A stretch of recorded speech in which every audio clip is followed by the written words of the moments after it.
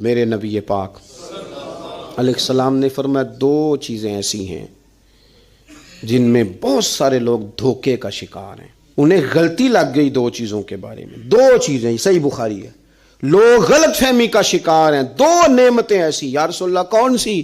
فرمایا ایک تندرستی، ایک فرصت۔ لوگوں کو پتہ ہی نہیں ہمارے پاس کتنی بڑی نعمتیں ہیں۔ مجھے آج وقت ملا ہوا ہے، میرے پاس ٹائم ہے، میں درود پاک پڑھ سکتا ہوں، تلاوت کر سکتا ہوں، اللہ کو یاد کر سکتا ہوں، صدقات کر سکتا ہوں، کسی کی مدد کر سکتا ہوں، فرصت ہے۔ اور ایک صحت۔ اور سجنوں وہ لوگ بھی ہیں جو اب کرسیوں پہ نماز پڑھتے ہیں، وہ بھی ہیں کوئی سہارا دے تو وضو کرتے ہیں، وہ بیچارے بھی ہیں کہ جن کا دل کرتا ہے کہ مسجد جا کے نماز پڑھوں، لیکن اب آنے کی طاقت موجود نہیں رہی، اس سے پہلے ورنہ اوڑکتے دن آیا ہے محمد، انہیں ہور کڑی نو ڈوب جانا ہے۔ اپنی ڈائری کو کھول لیں، اپنی ترجیحات طے کر لیں، تسلسل سے اس پر محنت کریں،